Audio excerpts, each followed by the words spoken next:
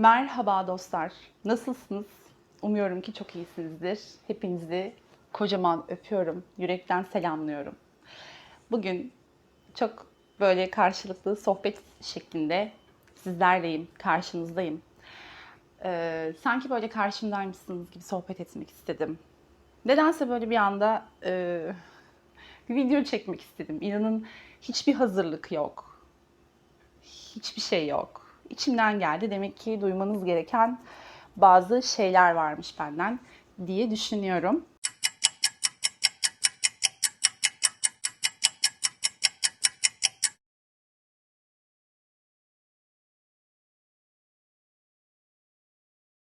Doğal bir video olacak. Samimi bir video olacak.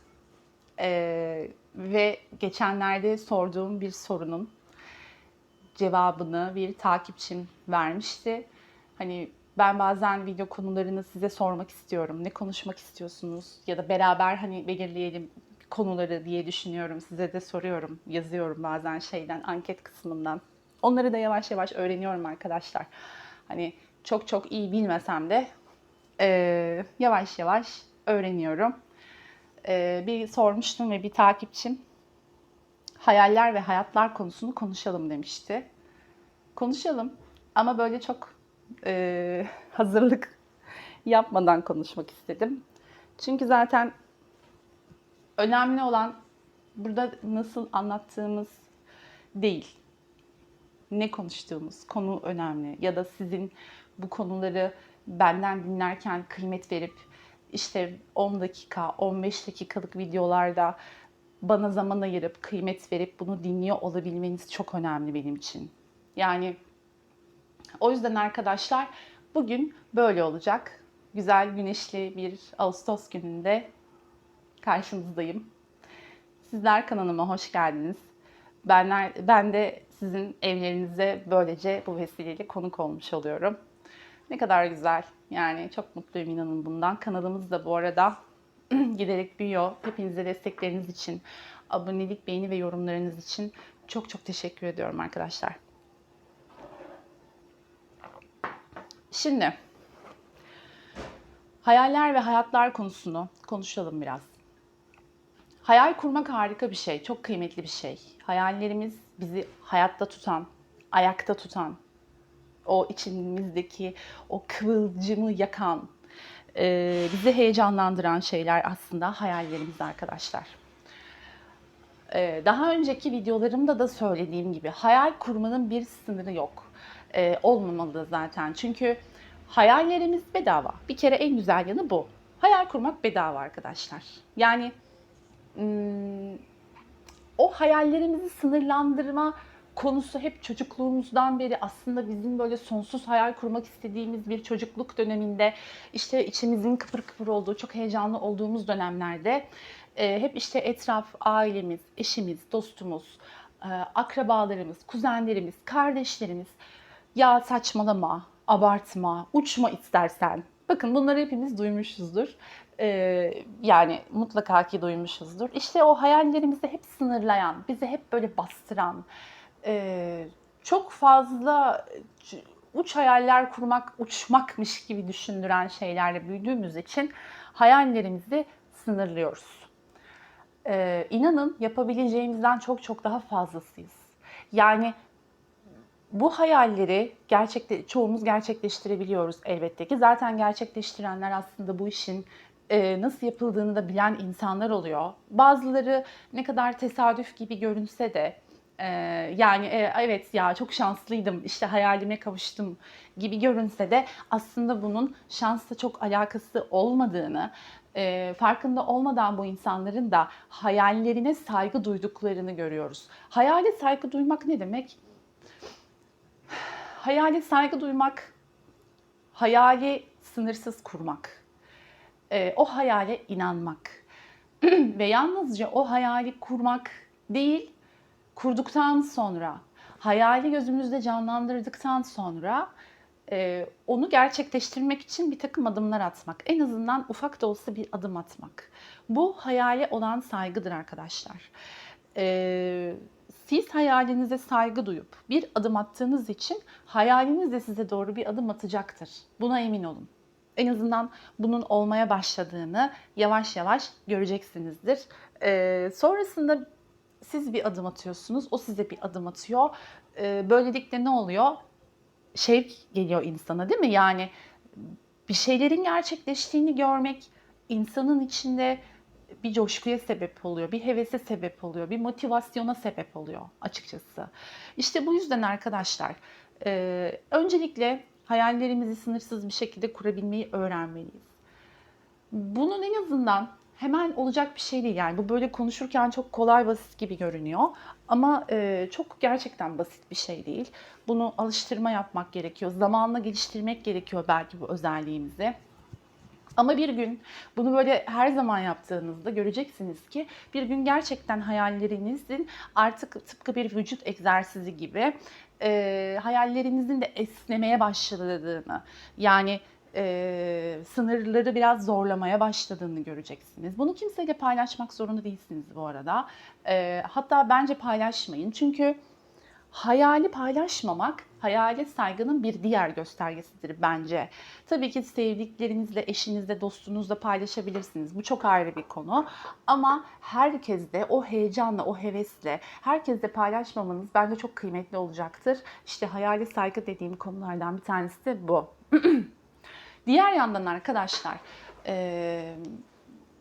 en motivasyonunuzun düştüğü durumlarda, kendinizi en kötü hissettiğiniz durumlarda, özellikle o hayallerinize sarılmak, onları aklınıza getirmek, sinirlendiğinizde, öfkelendiğinizde, birine zarar vermek istediğinizde ya da artık her şeyin şuranıza gelip de sabrınızın taşma noktasında olduğunuz durumlarda da hayallerinizi aklınıza getirerek kendinizi sakinleştirebilirsiniz. Çünkü sizin bir sorumluluğunuz var. Hayal bir sorumluluktur aslında. Zamanla onu kendi sorumluluğunuz yapma konusunda kendinize yetiştirebilirsiniz. Öyle olduğu zaman sanki bir çocuğunuz gibi oluyor artık. Yani sahip çıkmanız gereken, bakmakla yükümlü olduğunuz, o sevgiyle bağlı olduğunuz bir çocuğunuz gibi oluyor artık hayaliniz. İşte arkadaşlar, bu yüzden de artık tek başınıza böyle sorumsuzca hareket edemiyorsunuz. Çünkü diyorsunuz ki benim bir hayalim var ve ben bu hayali gerçekleştirmek için yaşıyorum. Bu yolda adımlar atıyorum. O yüzden daha dikkatli olmalıyım. Tıpkı işte benim bir çocuğum var demek gibi. Anlatabiliyor muyum? Yani hayaller bu noktada arkadaşlar sizi gerçekten hem kişisel anlamda geliştiren, yani gerçekleştiklerinde sizlere sunacağı o dünyanın verdiği haz şöyle dursun. Hani o çok başka bir konu. Ama sadece hayalin varlığı bile sizi çok geliştirecek, çok dönüştürecek ve sorumluluk sahibi yapacak bir unsur olduğu için hayalin varlığı bile tek başına yeterli. Şimdi gelelim hayatlar konusuna. Hayaliniz çok güzel olabilir ama hayatınız çok berbat olabilir ki zaten bu berbatlık, güzellik, iyilik, kötülük kişiden kişiye göre değişen bir şeydir. Mesela siz hayatınızın çok kötü olduğunu düşünürsünüz ama bir başkasına göre hayatınız çok güzeldir. İmrenilecek bir hayatınız vardır. Ama biz insanoğlu çoğu zaman tabii ki hayatlarımızın iyi taraflarını görmeye pek odaklı olmadığımız için hep kötü tarafına odaklanırız. Çünkü bu da işte bizim beynimizin bize oynadığı bir oyundur aslında. Ama diyelim ki sizi tatmin etmeyen bir hayat yaşıyorsunuz. Ama hayalinizle hayatınız, yaşadığınız hayat arasındaki uçurum her ne kadar açıksa, ne kadar mesafe uzaksa arkadaşlar, demek ki sizin orada, yani bu durum sizin hayatınızın ne kadar berbat bir hayat olduğunu göstermez. Onu anlatmaya çalışıyorum. Bu durum sizin hayalinizle hayatınız arasındaki bu uçurumun açıklığı, gerçekten berbat bir hayat yaşıyorsun, bak hayallerin senden ne kadar uzak anlamında değil arkadaşlar. Böyle bir açıklık seziyorsanız, bunu görebiliyorsanız net bir şekilde, o zaman kendi üzerinizde çalışmanız gereken konu şu: hayalinizin çok uç olması sizin hayalinizin çok doğru bir hayal olduğunu göstermez. O zaman demek ki hayalinizi kurarken doğru şekilde kurmuyorsunuz. Yani bu sadece bakın hayal kurma, aslında burada en önemli şey hayal kurmanın ne demek olduğunu tam olarak bilmek. Şimdi hayal kurmak, oturup o hayali düşünmek, ya sahip olsaydım ne kadar harika olurdu demek değildir. Orada onu düşünürken hani böyle her ne olursa olsun aptal aptal sırıtmak vardır ya, böyle kendi kendimize sırıtırız falan, hani ne oluyor der dışarıdan bakan birisi, neden gülüyorsun, deli misin, delirdin mi falan der. Yani evet, bunlar hayal kurmanın bir parçasıdır ama bence hayal kurmak, yani hakkıyla, hayali hakkıyla kurabilmek ve o hayalinizle hayatınız arasındaki o uçurumu kapatabilmek şöyle bir şey bence. Ee, Gerçekten o hayal kurulurken size çok uzaktaki bir şey düşünüyormuşsunuz gibi değil. Onu o anda yaşıyormuşsunuz gibi kurabilmelisiniz. Yani ya nasıl olacak ki, daha önce hiç yaşamadığım bir şey, nasıl olduğunu bilmiyorum ki, yani nasıl hissettirdiğini bilmiyorum. Bilmediğim bir şeyi nasıl yapabilirim diye düşünüyorsanız da arkadaşlar, inanın kendinizi zorladığınız zaman oluyor. Tam olarak o hayalin içinde yaşıyorsunuz. Yani o senaryonun içindeki bir oyuncu gibi düşünün. Sizden çok uzak bir şeyi düşündüğünüz için hayaller, hayatlar konusu işte açılıyor. O zaman hayaller, hayatlar konusu oluyor. Ama bu sizden çok uzak bir şey değil. Ya bu hayal sizin alanınız. Sizin platonunuz. İstediğiniz gibi orada oyun kurabilirsiniz. Size çok uzak, gelecekte olacak bir şey, gerçekleşecek bir şey, çok uzak bir şey. Ya düşünüyorum ama olsaydı ne güzel olurdu. Hayır, olsaydı ne güzel olurdu değil. Oluyor. O anda, şimdi ve burada. Tam olarak yaşıyorsun. Ne demek istediğimi anladığınızı düşünüyorum. Çünkü bunu gerçekten başarabilirsek, işte o zaman o hayaller, hayatlar arasındaki uçurumu kapatabiliriz. O zaman hayaller Paris, hayatlar Somali miydi? Yani o zaman böyle bir şey olmaz arkadaşlar. Şunu iddia etmiyoruz tabii ki. Şimdi bu kişisel gelişim kanallarında artık gerçekten dinlemekten böyle bay geldi. İşte hayalinizi yaşayın, gerçekmiş gibi yaşayın, işte bütün hücrelerinize kadar hissedin, şöyle yapın, böyle yapın falan filan. Arkadaşlar, bakın hepsi doğru. Hepsi doğru. Ama o kadar çok dile getiriliyor ki insan şunu sorguluyor.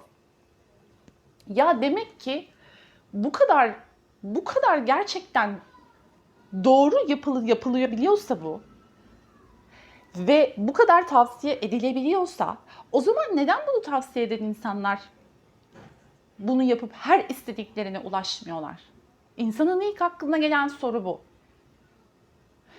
Biz ister kişisel gelişimciler olsun, ister mantar gibi türeyen ve kendini kişisel gelişimci diye tanıtan, hiçbir eğitim almadan çıkıp konuşan kişiler olsun, hepsine saygı duyuyorum bu arada. İster bizi dinleyen insanlar olsun, ister ne olduğunu, neler olduğunu anlamaya çalışan insanlar olsun. Hepimiz bir şekilde frekans olarak yükseldik. Tamam, dünyanın frekansı yükseldiği için dolayısıyla biz de yükseliyoruz. Ve bu yükseliş sırasında neler olduğunu anlamaya çalışıyoruz. Çok yol kat ettik, çok videolar izledik, kendimizi geliştirdik, eğitimler aldık ya da almadık. Her neyse arkadaşlar. Ama bence biz bu konuyu daha tam olarak, ben de dahil ve en profesyoneli kim olursa olsun, şu anda bu işi yapan en profesyonel kişi kim olursa olsun, bence hala ve hala çözemedik arkadaşlar. Bir şey var, evet, adım adım yaklaşıyoruz. O tarafa doğru gidiyoruz. Hani gün gelecek, o bizim gerçekleştirilmeye çalıştığımız işte tam potansiyel kullanamıyoruz ya şu anda, ruhumuzu, bedenimizi, beynimizi, aklımızı, her ne hissediyorsak artık ona. İşte gün gelecek tam potansiyel kullanabileceğiz. Ama biz buna yetişemeyeceğiz bence. İşte bizim belki çocuklarımız, belki torunlarımız falan yetişebilir ama biz bence yetişemeyeceğiz.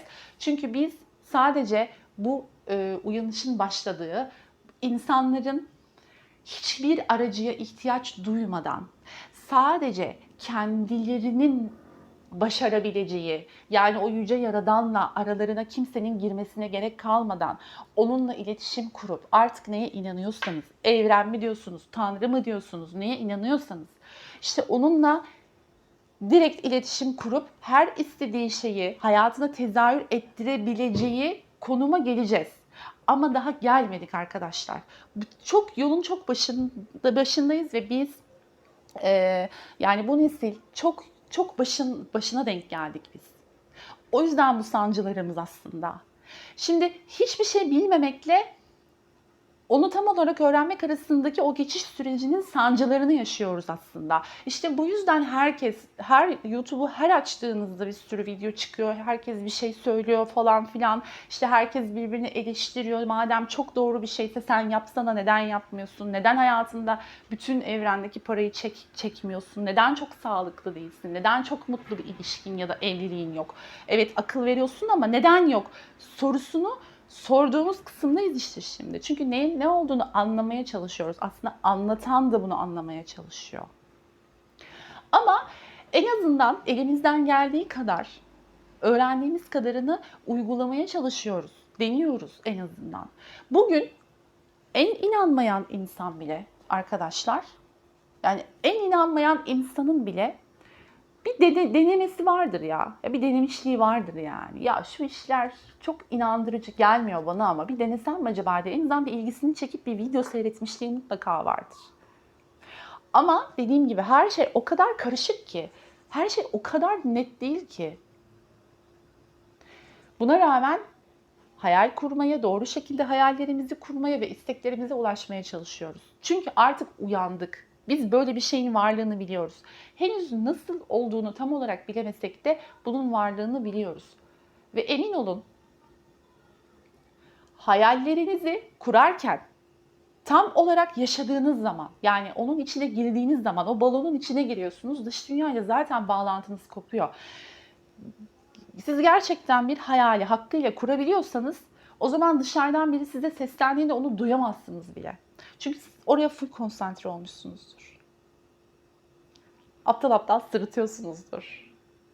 Böyle yüzünüzde bir gülümseme. Yani. O yüzden arkadaşlar, eğer bunu başarabiliyorsanız ufak ufak da olsa, ya ben yapamıyorum, başaramıyorum, evet deniyorum ama olmuyor. Yani bu lafım tabii ki bu videolar bunu merak edenlere, bunu denemek isteyenlere en azından. İnanmayanlara lafımız yok, saygımız var elbette ki. Saygı duymak zorundayız. Çünkü zaten kişisel gelişim demek, ruhsal gelişim demek, inanan inanmayan herkese, zıt kutuplardaki insanlara saygı duymaktır. Zıt varlıklara, zıt durumlara saygı duymaktır. Çünkü bu insanlar hayatın bir dualite olduğunu ve bir denge olduğunu çok iyi bilirler.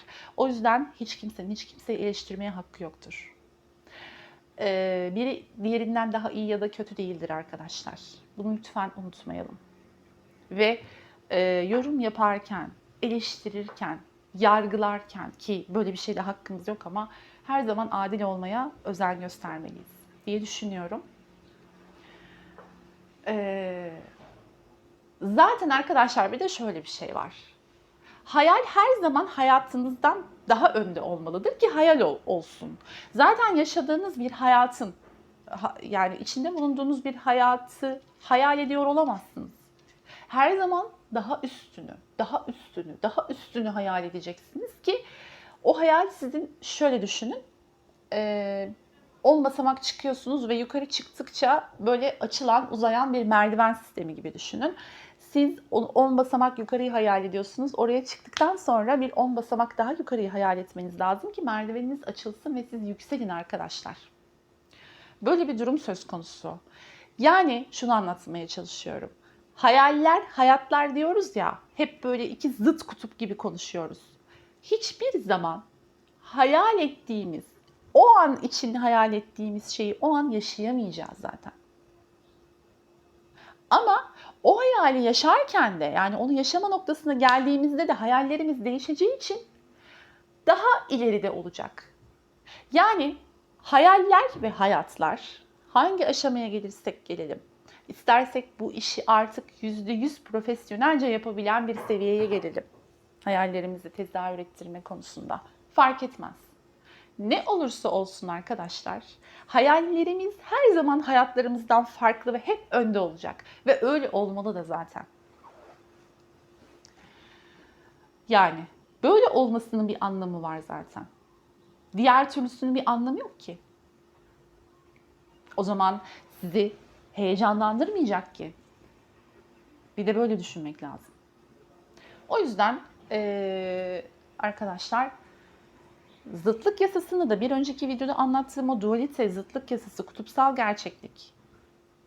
Onu da göz önüne alırsak aslında hayallerimizin bizi her zaman yukarıya çıkarmasına da gerek yok. Bazen çok bir başkasının hayali sizin hayatınız olabilir ve siz o hayattan memnun olmayıp sizin hayatınızı hayal eden insanın hayatını hayal ediyor olabilirsiniz. Biraz karışık bir cümle oldu, farkındayım. Ama şöyle bir örnek vereyim. Çok zenginsiniz, her şeyiniz var. Bir başkası durumu iyi değil, maddi durumu. Sizin hayatınızı hayal ediyor. Sizin bindiğiniz arabaya binmeyi hayal ediyor. Hayatındaki tek hayali bu. Böyle bakıyor arabanıza, of diyor be abi ya. Şu araba benim olsun, başka bir şey istemiyorum. Hayattaki en büyük yalan. Bakın, hayattaki en büyük yalan. Şu benim olsun, başka bir şey istemiyorum. Böyle bir şey yok. O senin olduğunda yine isteyeceksin. İstemek zorundasın zaten. Hayat bu şekilde devam etmek zorunda. Başka türlüsü çekilmez. Yani insanın hayatla tamamen bağı kopar o zaman. Neyse, konuyu dağıtmayalım. Şimdi senin yaşadığın hayatı hayal eden biri var. Ve sen de onun yaşadığı hayatı hayal ediyorsun. Sende para var ama onda da mutlu bir aile var.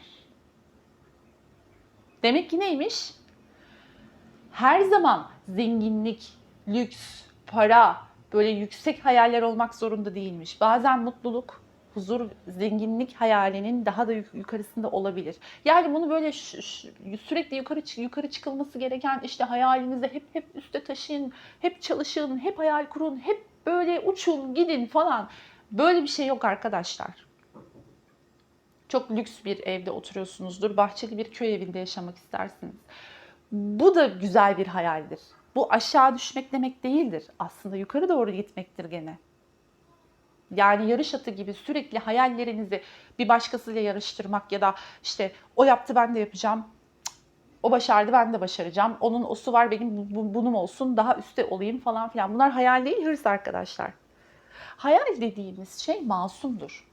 Hayal dediğimiz şey yapıcıdır. Kimseye verilmiş bir zarar yoktur o hayalin içinde. Kimseye zarar verilmez hayal kurarken. Sizi motive eder. Kimse ölmez yani. Hani kimse hayalinde kimseyi öldürerek bir hayal kurmaz ki, zaten hayalin doğası gereği orada bir iyilik vardır. Orada bir saflık vardır. İşte o yüzünüzü güldüren, o bizi aptal aptal sırıttıran şey de o saflıktır zaten. Hayali kurarkenki saflık. Çünkü içinde bir kötülük yok. Tertemiz. Evet, bence istediğimiz hayatı gerçekten yaşayabilmenin tek anahtarı hayal kurmak. Doğru hayal kurmak. Doğru hayal kurmak kime göre doğru? Az önce anlattığım şekilde olmalı bence. Toparlayacak olursak arkadaşlar, doğru hayal kurmak, saf hayal, temiz kalpli hayal kurmak, sınırsız bir şekilde hayal kurmak, hayale saygılı olmak. Dediğim gibi, siz hayale ne kadar saygılı olursanız, hayaliniz de size o kadar saygılı olur. Siz ona ne kadar adım atarsanız, o da size o kadar adım atar. Bu böyle çalışıyor. Kesinlikle. Ve her zaman, hiçbir zaman yaşadığınız, içinde bulunduğunuz hayat sizin o anki hayaliniz olmayacak ve olmamalı zaten.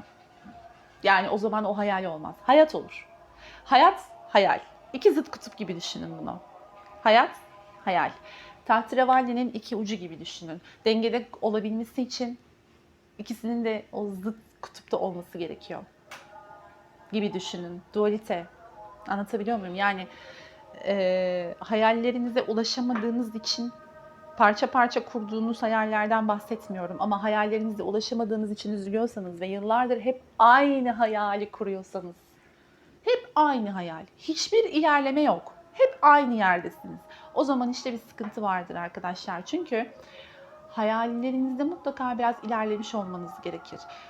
Bu saydığım konularda belki hatalar yapılıyor olabilir. Ben de kendi hayatımla ilgili bunu gözlemlediğimde bunları gördüm. Yani bunlar tecrübeyle sabittir. Size burada hep kendi yaşadığım, kendi gözlemlediğim ve kendi hayatımda gördüğüm şeyleri anlatıyorum aslında. Farklı bir şey değil yani. Ben çok iyi biliyorum, siz de bilin gibi bir anlatma değil bu. Siz bunu zaten anlıyorsunuz. Fark ediyorum, kamerayı açıyorum, burada sizinle paylaşıyorum. Bir şey fark ediyorum, evet diyorum, ben bu konuyu anlatmalıyım burada diyorum. Hayallerime ulaşamıyorum diye üzülmenize gerek yok. Çünkü zaten hayalleriniz o an için ulaşabileceğiniz bir şey değil. Ama bir süre sonra onlara artık ulaşabiliyor olmalısınız. İşte ulaşamıyorsanız da dediğim gibi bu konularda belki hatalar yapılıyor olabilir. Ama bence hayattaki en önemli şey saygı. Yani saygı insan ilişkilerinde de çok önemli. Ama mesela işinize saygı nasıl, yaptığınız işe saygı, karşınızdaki insana saygı, eşinize saygı, kimse kimseyi sevmek zorunda değil ama saygı duymak zorunda. Ve aynı şekilde hayallerinize de saygı, kurduğunuz hayallere de saygı. Bu çok önemli arkadaşlar. Onları ciddiye almak, onları küçümsememek ve asla kimseyi küçümsetmemek çok önemli. Kimsenin sizin hayallerinizi küçümsemeye hakkı yok. Böyle bir şeyle karşılaştığınızda kesinlikle bu kişilere cevaplarını verin arkadaşlar. Ya da vazgeçtim, vermeyin. Hiçbir şey söylemeyin. Sadece gülün geçin. Çünkü bunlar sizin hayaliniz. Sizi çok seviyorum. Kendinize çok iyi bakın. Bir sonraki videoda görüşmek üzere arkadaşlar. Hoşça kalın.